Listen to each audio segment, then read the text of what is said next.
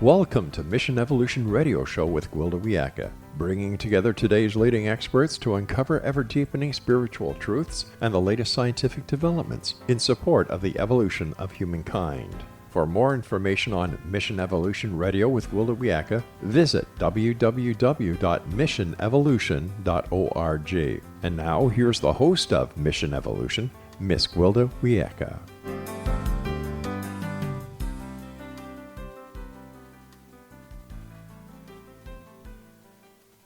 Hello, this is Mission Evolution. We're dedicated to bringing the latest experts and information to offer evolutionary solutions to today's unique challenges. You, my treasured audience, are a very important part of this discussion.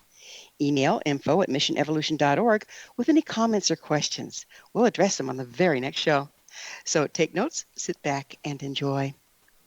This hour, we're considering personal empowerment during times of upheaval. We've entered into a cycle of upheaval and crisis. When faced with pandemic, floods, hurricanes, fires, social economic upheaval, and political unrest, the complexity of factors brought into play is mind-boggling. However, with crisis comes opportunity. There's never a better time to build something new as when everything is in upheaval and all the constituent parts freed up for reorganization. The key is to logically discern our opportunities and act upon them in the face of widespread panic, polarization, reaction, and giant leaps of illogic. What has and has not worked for us in the past that we now have an opportunity to reorganize for a positive outcome?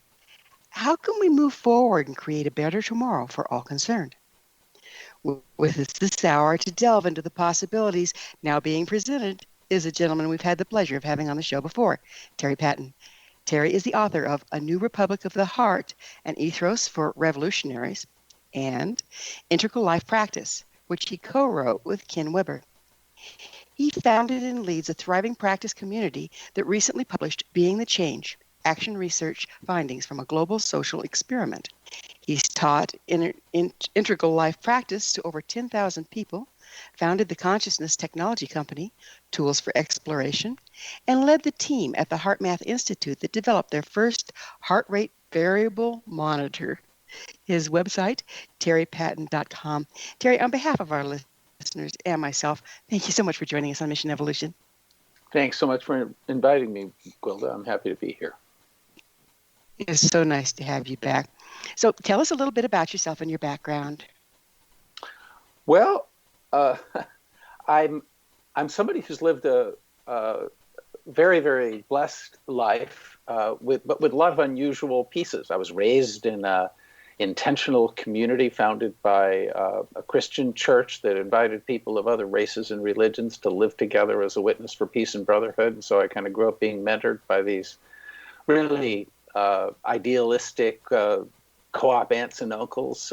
I had a enormously important time living in an ashram the first half of my adult life with a great spiritual teacher, Adidas Samraj, and that certainly gave me an incredible education in the world's spiritual traditions and deep spiritual experience and intuition of the divine. And then I worked with Ken Wilber and the Integral Institute very intensely during the aughts, and even really to some degree still currently.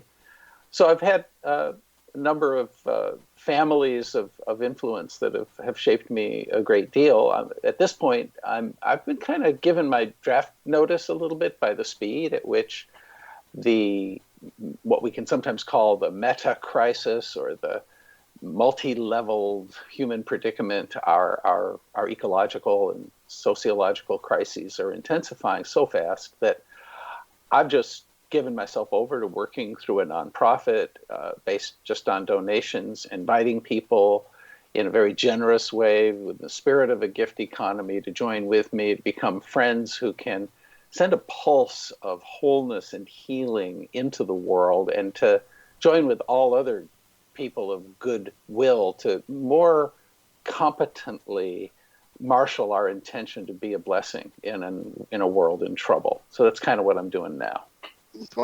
Is that ever needed, right?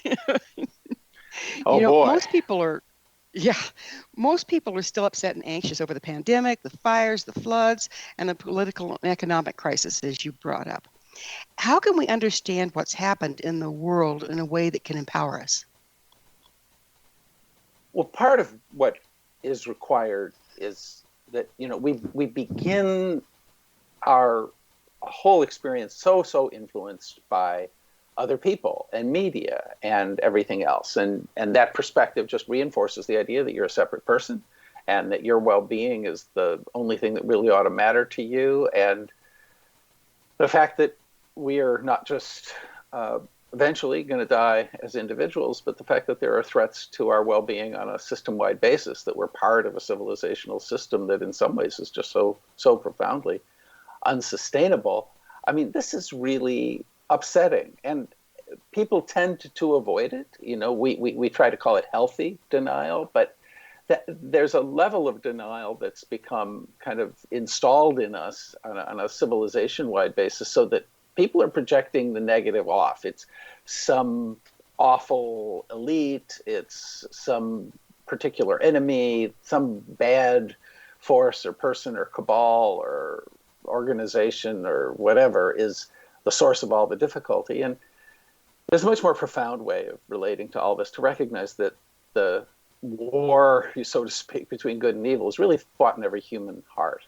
And that our friendships, our relationships with the most spiritually mature people we know are the place where we can actually go beyond the limits in ourselves, and for us to fight that war, not as if against a hallucinated enemy that's all evil, but to really opt for the wisdom and virtue and beauty and goodness of our own souls, and to really live that. And so other human beings can help you do that more than any other thing, entering into really deep and deep conversations, but particularly it's conversations where people will let a little bit of silence come in and listen to that stiller, smaller voice, and a different level of what's present can come into play. And in that So it sounds context, like go ahead. sounds like it's really important who and how we associate with each other right now, being mindful of what we're letting in.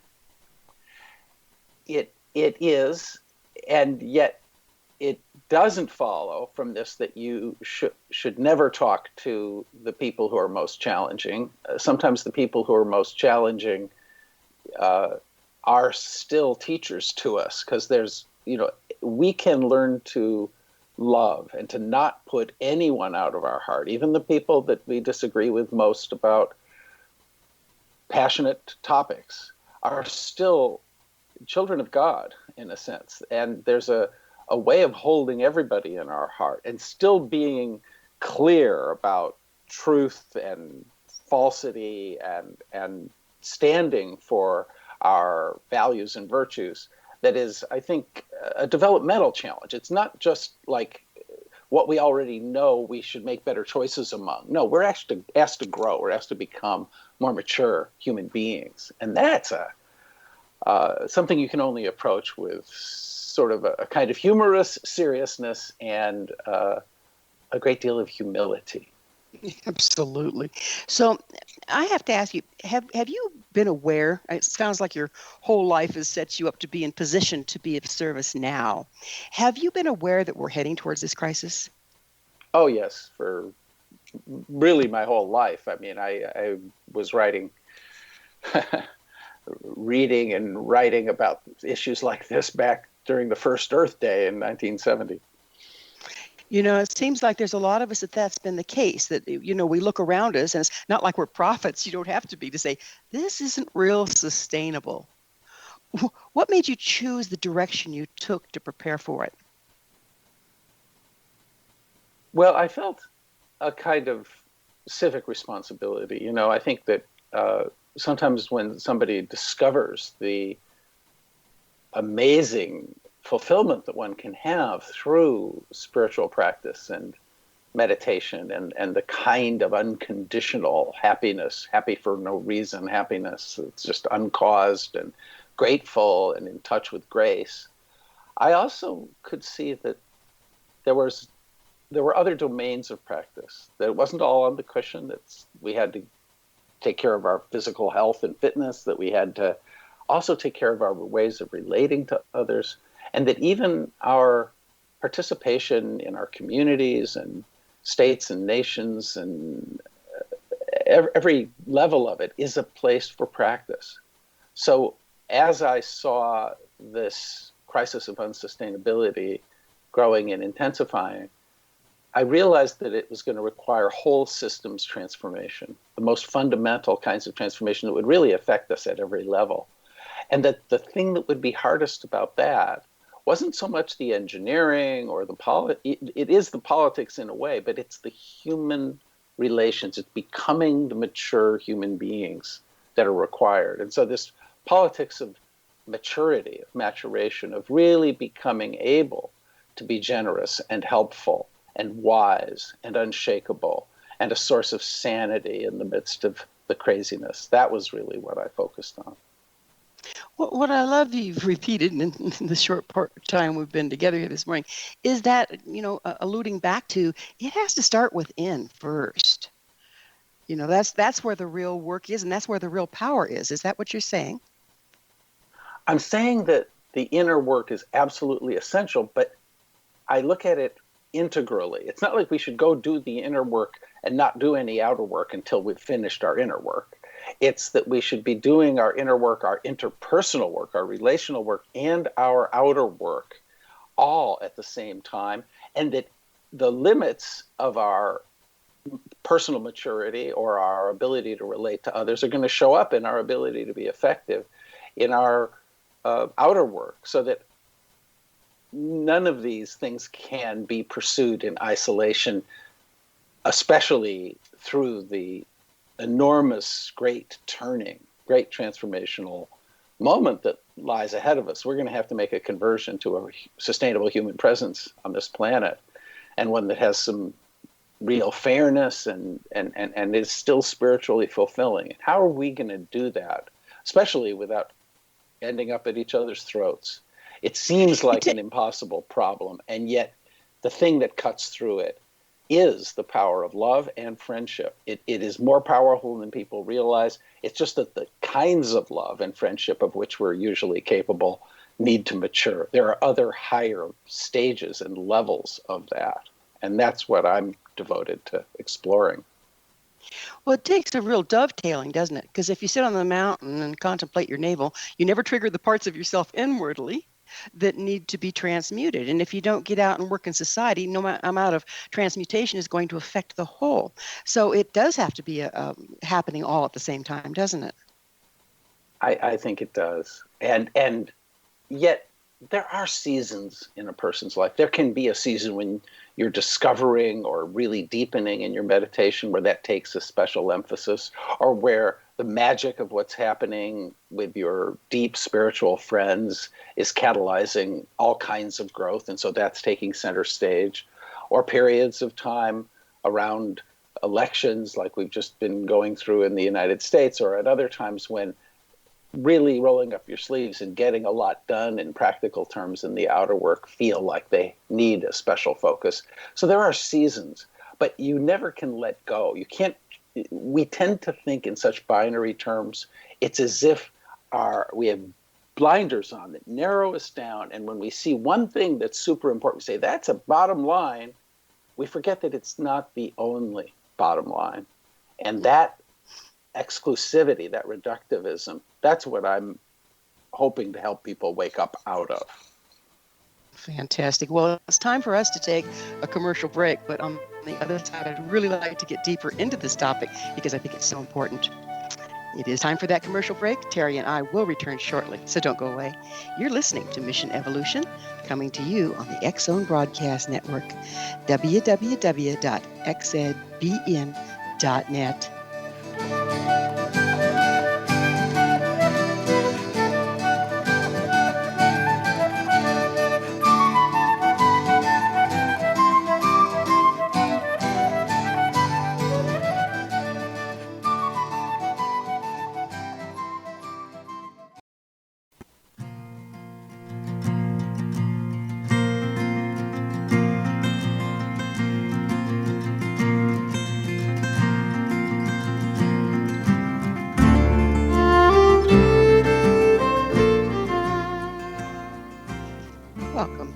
This is Mission Evolution, missionevolution.org.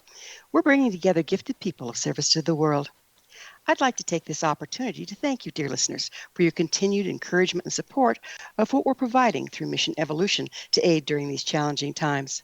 And speaking of gifted people of service to the world, our continued programming and broadcast is only made possible through the endless hard work and dedication of our executive producer, Rob McConnell, and his amazing team at the X Zone Broadcast Network. This hour, we're sharing thoughts with Terry Patten. His website, terrypatten.com. Terry, when we're faced with crisis, people tend to feel victimized and disempowered. How would you define personal empowerment as we need to present it moving forward? Well, there is, for very good reasons, a big emphasis on people becoming empowered because so many people feel disempowered. But our empowerment of ourselves walks hand in hand with our maturation. If you imagine yourself in a room full of people and you need to elect somebody, you'd want to empower that person based on their virtues, their qualities. And there are parts of us that are aware of our immaturity, aware of our irresponsibility, our selfishness, our pettiness, whatever, or the qualities that we honestly, at our hearts of hearts, don't believe we deserve to be empowered in. So there's a kind of seriousness about our spiritual growth and a humility that makes you trustable even to yourself. And the self-empowerment is a natural outgrowth of your direct, in a sense, you win your own self-respect. And when you feel truly congruent, and you know that you're not just getting away with whatever you can get away with, but that you're rooted in, you're living a certain discipline. You're disciplined by your fidelity to truth and goodness and the beauty of existence and the love and freedom and joy. You're actually in your faithfulness to your truest virtues. You know that you can be trusted, and therefore there's a dignity, a kind of simple, self-honoring, head held high kind of empowerment that comes from that. And that's the root of all the rest of it. Then others will turn to you for advice or solace, or particularly other people with that level of maturity who are adults in the same sense will seek you out as a friend. And it's friendships among genuine practitioners who are recognizing their social and interpersonal responsibilities that I think are the hope for our future. I would agree. Now, how much, it seems like, we're all coming out of the same soup. And we've been programmed, we've been damaged, we've got our triggers, we've got our patterns. How important is it what we identify with? If we're identifying with our natural innate dignity and sovereignty and reliableness, rather than we can look at the other and say, well, it's there, but I'm not going to act from there. Is that the way you start moving towards what you just described? I think we start moving toward what I'm describing in so many unique ways. I think that's certainly one way. I'm not sure that's the only way, though, because there's just so many unique contours. We're all living a profound soul adventure in which we encounter teachers, in which we encounter puzzles and challenges. Like in the hero's journey, it's as if we don't know who we really are, and then discover that we may be given a talisman of a kind. There's something very profound about the process through which people make their way to their maturation. It really is an adventure, and it has so much variety and uniqueness in each person's case. But the process of becoming a hero has tended to be treated as if it was all an individual, every man or woman for themselves, kind of a unique personal adventure. And we're waking up to the fact that we're all in this jam together. We're all in this boat together. And the fact that we tend to find one another, I love humanity, but people, they like the fact that people are difficult, and that our ability to not put people out of their heart, even when they're annoying, and our ability to be a source of sanity and help and stability for other people begin to be the critical survival skills for us as a collective in this lifeboat together. So that's kind of where I'm focused. I'm glad you brought up collective, because yeah. Go ahead. I'm glad you brought up collective, because as we're moving into, a lot of people have predicted, a lot of societies and traditions have predicted, we're moving into a time of unity versus individual. And in order to do that, that's a huge transformation. We not only have to quit holding on to our bailiwick of having to do it all or be it all, but we also have to empower the people around us, don't we? Yes. We have to also be able to be with other people in ways we haven't learned. We tend not to understand that most of the time we spend with other people is casual. And you might even call it, using the ancient distinction that the scholar of comparative religion, Mircea Eliade, makes between profane and sacred space. If we're to have the kind of conversation that we really want to have, we transition into sacred space with another person. And we approach our conversation not casually as if, doesn't really matter, as, wait, this is perhaps an opportunity for something profound and meaningful and valuable. And we take a different kind of care. And then we listen in a whole different way. We really become interested in knowing the other person at the deepest level. And if that person is doing a similar practice, that listening begets listening. And your conversations go to deeper and deeper levels of resonance. And you become humble. And you begin to question assumptions. And you can come together at a different level. And it's that kind of humility that's needed now. It's beautiful to watch, somebody walk into a room that's just doing the mundane, and by the very presence of their own sacredness, by the very presence of their own willingness to be open and listen while staying sovereign, it can transmute the whole environment, the whole conversation, into something more sacred. Yes. How can we as individuals bring that every place we go? I mean, isn't that really what's needed at this point? Each of us has a whole tradition, for a person who's a very strong Christian with a personal relationship with Jesus. There's going to be a particular way of praying, invoking, bringing Christ's presence into the moment, but not pushing that on anybody else, just letting yourself imitate Christ, in that moment as a carrier of a kind of deep humility, but also a kind of selfless service and generosity and a kind of gentleness that really expresses the qualities of Jesus.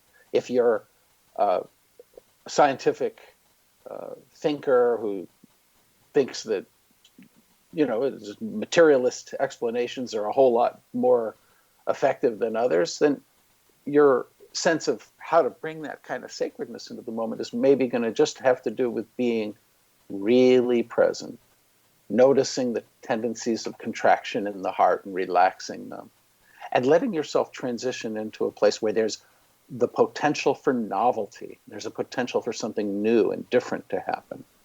And those are only two examples of dozens and dozens of ways that different people with different spiritual resources and traditions are going to make a move to transform the tenor and the moment in which two people meet so that it has this kind of pregnant possibility for something wondrous, for something that disarms us, surprises us, and that lets us change so that we become allies to what's best in us, even the next way of being that's coming into play for us that we're just barely intuiting and beginning to grow into.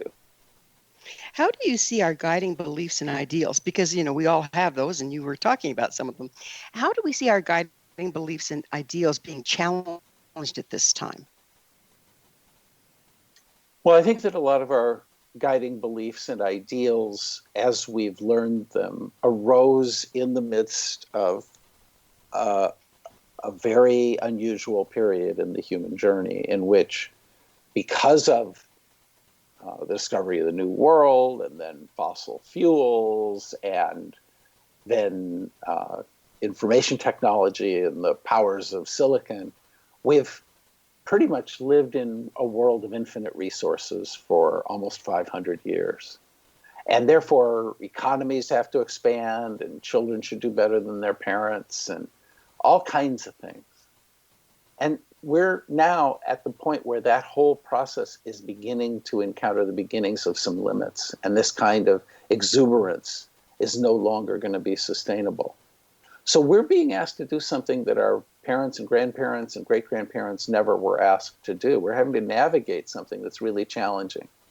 And most of us are just upset. We kind of feel like we were promised an infinitely expanding world in which to have our kids and grandkids have their fulfilled lives. And we can see all the storm clouds. Maybe that's not really going to be the case.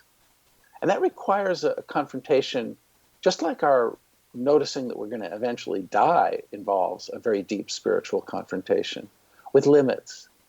And we have to be willing to live and die, to suffer the potentials of limits.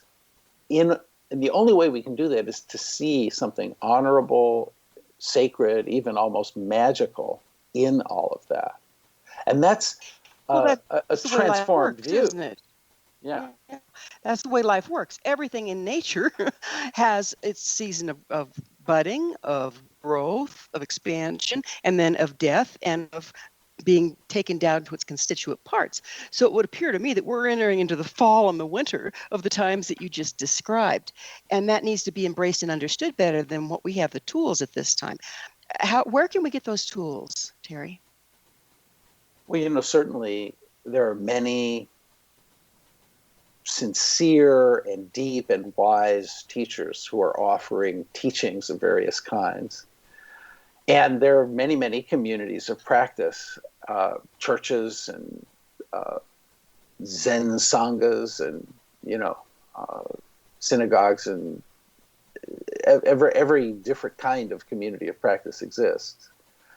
I am feeling now, though, that those of us who kind of think holistically, who see the multiple levels of what's going on, kind of need a more integral sangha, a sangha that can appreciate the paradoxes and what time it is on the planet in a different way, and that can honor that grief and gratitude can coexist, that we don't have to be afraid to let our hearts be broken, that in fact the tears of heartbreak become tears of joy, and that we are built for this trip. The people who are here are the people who can handle and work with this, and that's part of what God called us to here, and that a different kind of set of friendships are possible in the midst of this. So I'm hoping that we're going to begin seeing a knitting together among communities of serious practice, especially ones who recognize that we're moving into a whole new paradigm of life in this world, where it's time for another one of those wonderful commercial breaks, but we'll talk about the calling on the other side. Terry and I will return to our discussion shortly, so you stay right there. This is Mission Evolution. We're coming to you on the X Zone Broadcast Network, www.xzbn.net.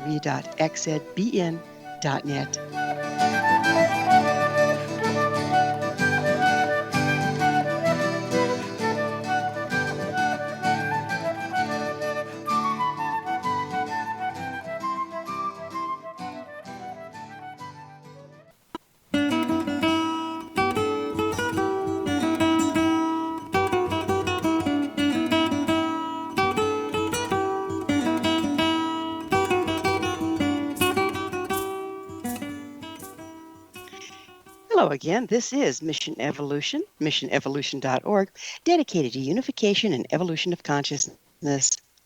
To all our faithful and thoughtful listeners, we really value your opinion and would love to hear from you. What do you think about finding empowerment in times of upheaval? This in from a member of our audience regarding the episode entitled Climate Crisis, Manifestation of the Human Shadow. RG shares, I'm new to the idea we can change the outer world by cleaning up our inner one. How empowering. Thanks, RG. It's reassuring that we do have recourse. I too love the concepts that Jack brings. Dear audience, visit our archives at missionevolution.org, listen to the episode entitled Climate Crisis, Manifestation of the Human Shadow, and let us know what you think. Email me at info@missionevolution.org.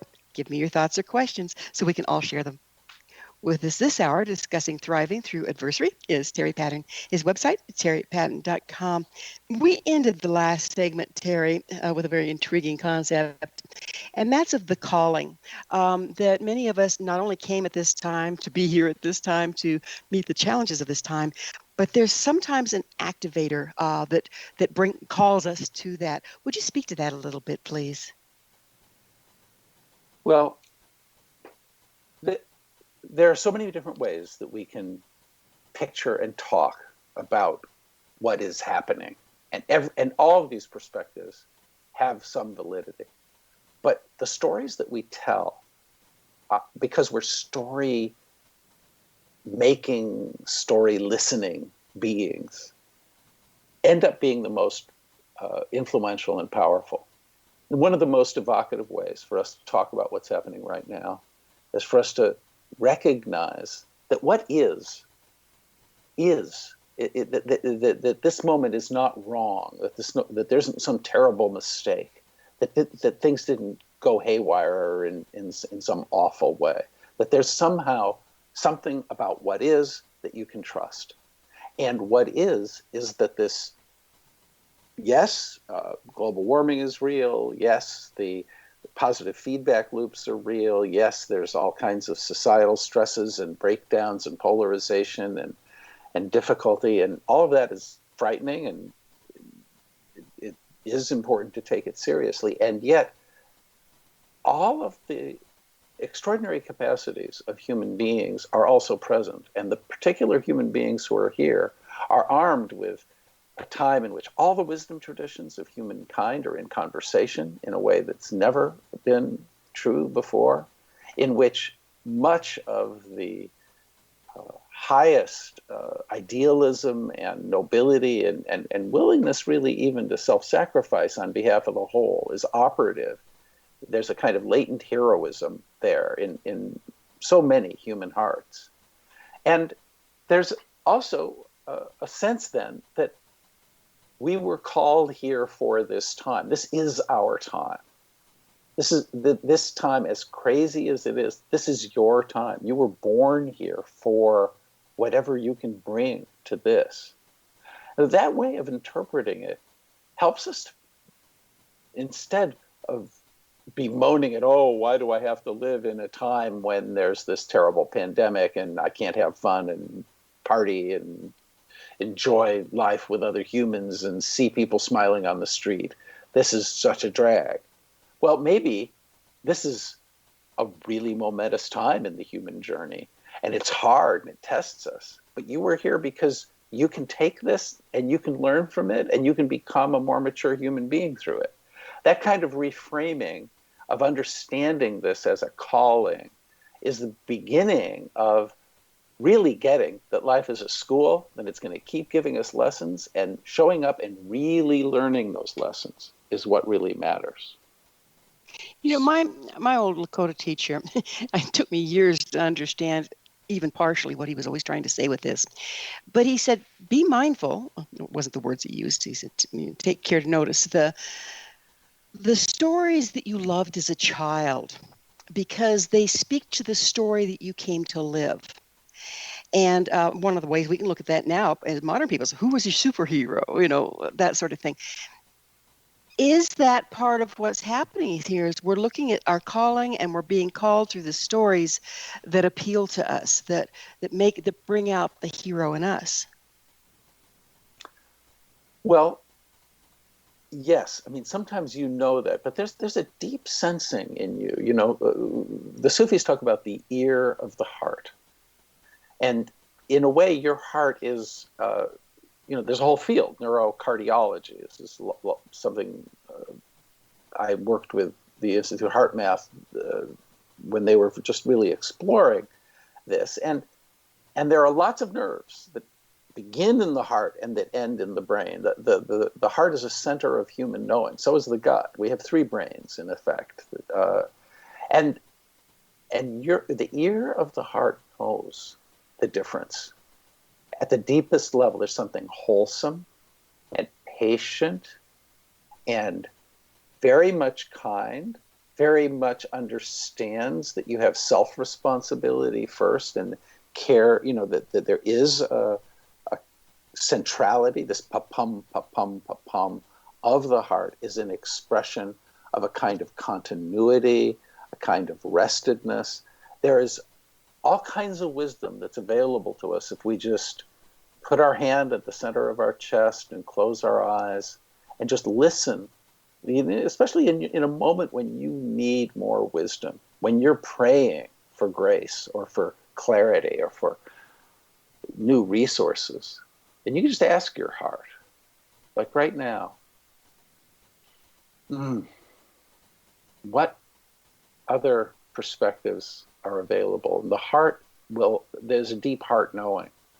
And that heart knowing is going to draw you to wiser stories than some stories that are being told. We have an awful lot of people who have been drawn into various delusions in our world right now because of our online life and because of all the challenges that we're all up against. There are all kinds of different totalizing narratives, they're called. The idea that this explains everything and the forces of good and the forces of evil and they can mobilize us. Your heart can tell the difference between a deluding story and a wisdom story. And your ability to notice and to listen and to be humble and to be instructed is part of how you're becoming a wiser person in this moment or any moment. The heart, I love the subject of the heart and all the studies that have been done. And it is where we hook up with everything, right? Is by being in our heart, then we follow the electromagnetic field out, and where it interfaces with everything else's electromagnetic field, you have access. Is that when you're saying, okay, take this story to your heart and see if it feels like a story you're being told that isn't necessarily true or a sacred story? Is that because it will align with everything else that is versus one that's a bunch of ridiculousness does not? Well, yeah, but the heart can discern really, really nuanced things. Like you can be in the midst of a conflict with another person and be imagining all the reasons why they ought to change, and your heart might discover, wait a second, like this political conversation you're having with Uncle Joe is not even a thing. You and Uncle Joe share all kinds of memories, and you both love Grandma Jane, and your connectedness in that place and the way that he may have taught you how to tap maple syrup out of the tree, or whatever it is that you share with that person, your heart is going to not necessarily answer the question you asked, but draw you to a deeper level of the wisdom that's already present in you. And therefore it isn't just a way to distinguish between a delusional narrative and a wise one, but it'll often take you to a place that's less stressful, that's a little more patient, that doesn't get quite as inflamed and whipped up, but that is often taking really good care of you. It is generous, but it isn't self-sacrificing in a ungrounded way. It's often a really important way to stabilize ourselves. And when we're listening to it, we become a source of stability for others too, which is super important. I find it a very nourishing place to be also. So it's like you might be sacrificing some of your old views, some of your sacred cows and this and that, but you have the enfoldment to do so in a graceful way. Is that what you're talking about? I am. I'm also talking about, like, you do it in a graceful way, but the point is not, I did it, landed my tumbling routine in gymnastics, like I got it right. It's more like, oh, I learned in this school of life, and that showed that I've learned that last lesson, but I'm just catching that there's another way I could do it even better. So the reward for getting it right isn't like a bunch of applause. It's not like I've arrived and now I'm No. It's done. like a deep satisfaction, and then the discovery that the next level of life's lessons is opening up for us. And oh wow, okay, this is even a new, deeper responsibility. You founded, and we'll get started on this subject, but of course we're close to the end of the segment, so we'll pick it up again on the other side of the commercial break. But you founded a social experiment in being the change we want to see in the world. Could you start telling us a little bit about that? Yeah. Instead of teaching an advanced course on spiritual growth, inner work, interpersonal work, and outer work, I found myself saying, I don't want students. I want fellow experimenters. So we created a social experiment rather than a course. And now, over a couple years later, we're at the point where we have a really thriving guild, you might say, of people who are really learning to befriend one another and to become a source of love in the world altogether, supporting one another and being a source of sanity in this crazy world. So that's something that gives me a great deal of satisfaction, and I'd love to talk about it more on the other side of the commercial break. Now, it sounds like one of the things that we're looking at here is that transition from the guru, if you will, the one that's the teacher and those are the students, to colleagues and co-experimenters. Is that what you're looking at? I am aiming for that, and yet it's true that I've been a serious spiritual practitioner or a student of many things for 50 years now, and some people are younger in their path. So there's a certain amount of what I communicate that is like, we have to have a common language, we have to have some common practices and agreements, and so there is some teaching that is part of my role. But the fundamental thing that defines us has to change. Like, we have to become a whole culture of enlightened beings, of saints of a kind. We need a generation of people who are operating from a different set of values and who learn to create a kind of mutual support and happiness and celebration of this amazing gift of life in every moment, no matter how off balance things are. This moment is holy and beautiful and ought to be enjoyed and celebrated. And all of these capacities, once we begin to line them up, begin to create the context for a whole host of friendships and creative collaborations. And that's what I'm excited about in the gathering that I've invited folks into. It is, when you gather more people and you get a common language, you can really start opening the doors on all sorts of expansive concepts, can't you? You really can, yes. Yeah. Well, of course, it is that promised time for the commercial break. But we will be back on the other side, and we're going to go deeper into the social experiment and how we can work together as equals, as well as learn from each other. Terry and I will be back shortly to continue our discussion, so don't go away. This is Mission Evolution on the X-Zone Broadcast Network, www.xzbn.net.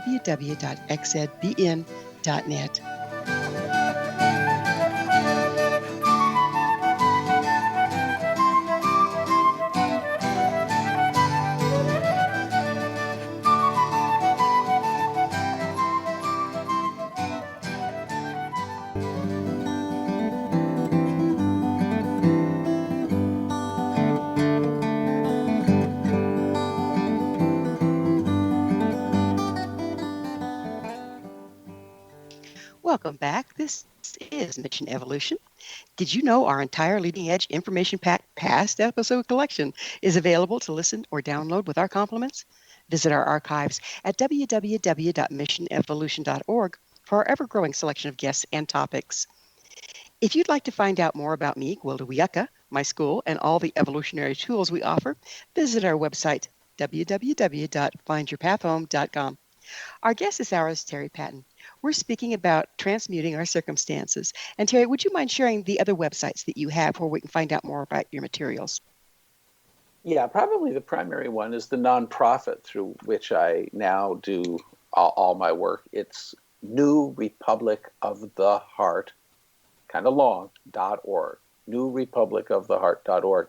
And actually, if you click events when you get there, you'll find out, you'll get a link to a recording of a major talk I've given on spiritual friendship amidst cultural madness and the power of our grateful generosity, which is, I think, really a deepening orientation to the conversation that we're able to have today. Thanks, Gwilda. No problem. Thank you for all the beautiful things you're bringing to the world. So needed right now. Terry, we were getting into how, we might be, we're needing to combine teachings where we can come together and bring everybody up to snuff so that we have the language and the tools to move forward as colleagues and experimenters. However, there's a pitfall within that we've seen historically, and that's the concept of cult. Would you help define the difference between and how we stay out of the cult and into the constructive one? I love this topic. A cult is usually thought of as a kind of a somewhat bizarre, inward-turned group that has unusual and usually deluded beliefs, and very often where there's a charismatic leader that kind of swindles the other participants. But the real meaning of cult is that it's any group that kind of has a bunch of shared beliefs that it reinforces. And quite honestly, we're in a situation now that our whole society is so unsustainable that we're all in a big cult, the cult of industrial civilization, the cult of a consumer society, the cult of constantly thinking you need products or experiences or all kinds of things that you go out and pay for with money to be happy. And that when you try to leave that cult and you try to get your mind clear and you become something a little different, if you find a teaching or a teacher or some other fellow participants, it's likely then that somebody's going to accuse you, have you been getting into a cult? So I think that to some degree we ought to set it on its head. I do agree. I mean, there are many, many dangerous ways that people can get disconnected from the consensus reality. But our consensus reality has become something of a consensus trance. And it is important to wake up from our consensus reality to some degree. In our community, of course, we're not, I'm not like the guru of my community. I'm a really good spiritual friend to other people who are growing in their ability to accept friendship and then to embody it and extend it out to others. Our work is really to send a pulse of coherent sanity and love into every relationship we have, in every community we participate in, and out into the world at a time when that is absolutely necessary.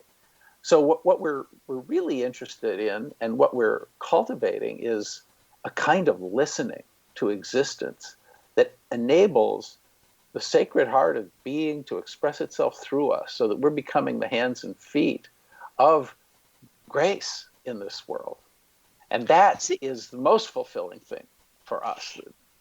It seems like living in the cult that we have, or the collection of them, one of the things that kind of stands out to me is if you aren't in total agreement with the premise of the cult, is that you're condemned and they try to rescue you from yourself. And that really fits with a lot of our organizations out there that we just participate in without even thinking. Isn't that so? Yeah, there's a wonderful quote from the Dalai Lama. He said something along the lines of, You know, you Western people, you sacrifice your health for decades just to make money. And then you spend all your money trying to regain your health. And then you spend all your time worrying about the future and kind of thinking about the problems and the hurts from the past, so that you're not even living in the present. And then you die without ever having lived. Exactly. And all your money won't another moment buy, right?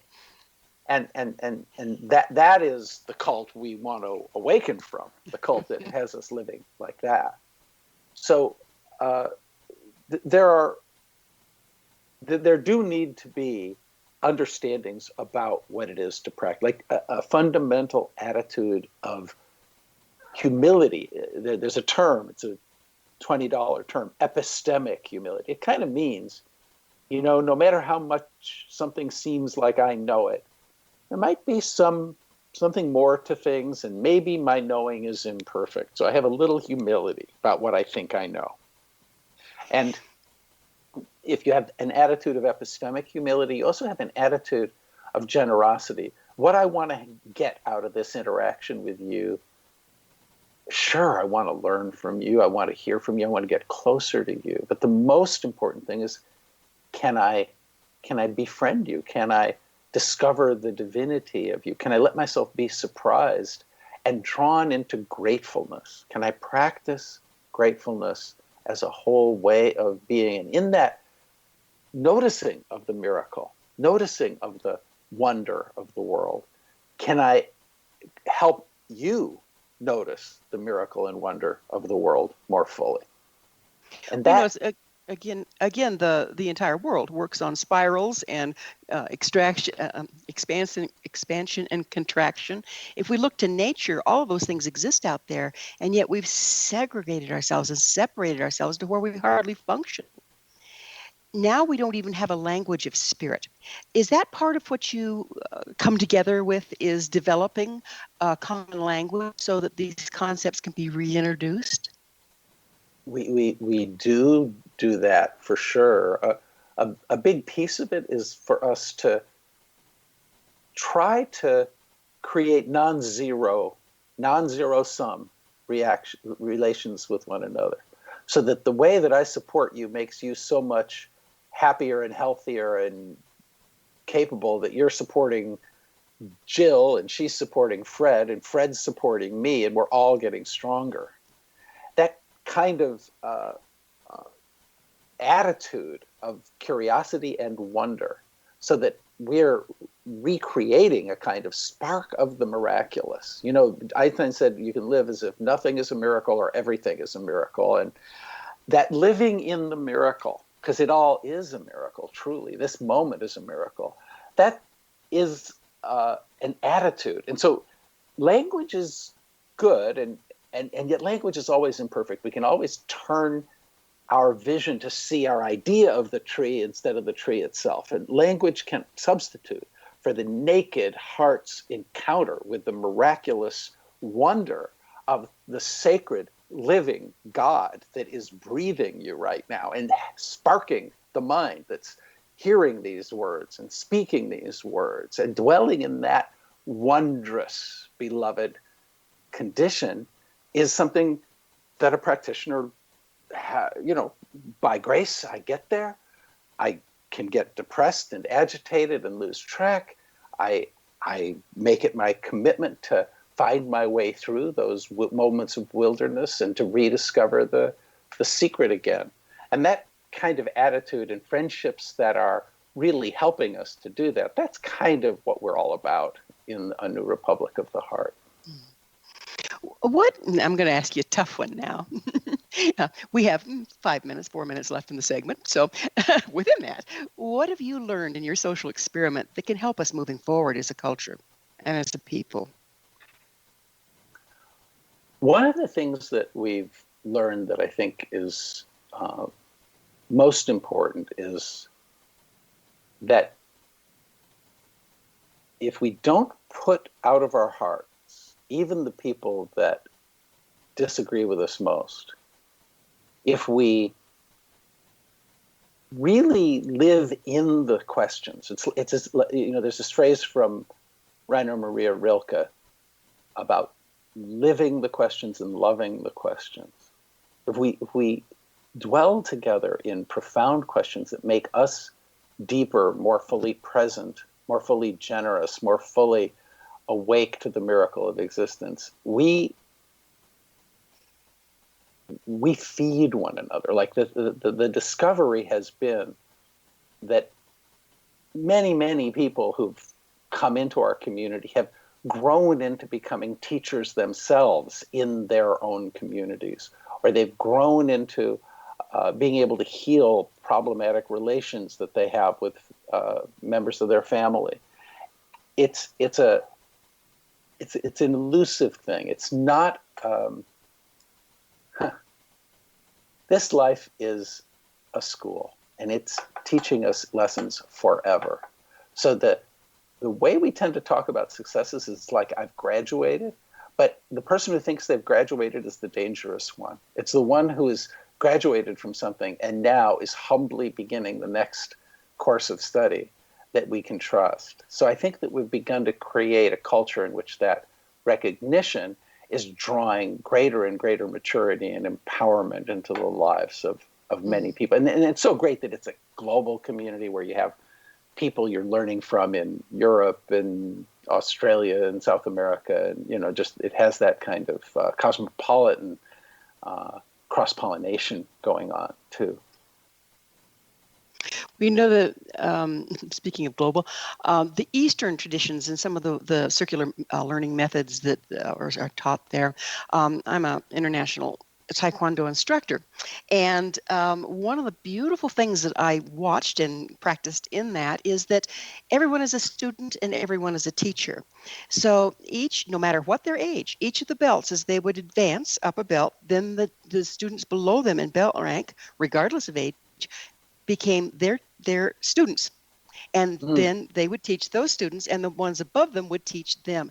And it became this beautiful, empowering. I mean, kids 5 years old are being called sir by, 30-year-old, 40-year-old people because they have earned the next level above them.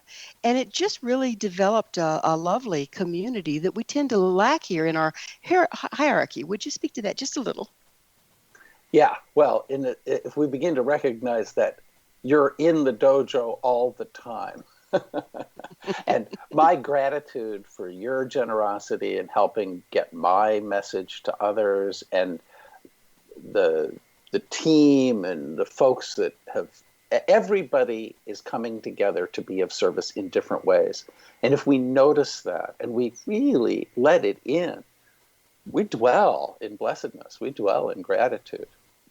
Even though the circumstances could turn and I could be snuffed out, I could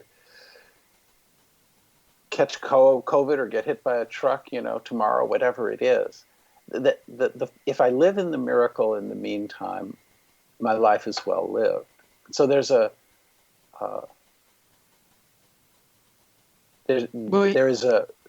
are too few communities that live in the big questions. We're all being confronted as a human species with some questions for which nobody has adequate answers. Yes, we are. And Terry, only too soon. We've reached the end of our time together, and I am so grateful that you were on the show again.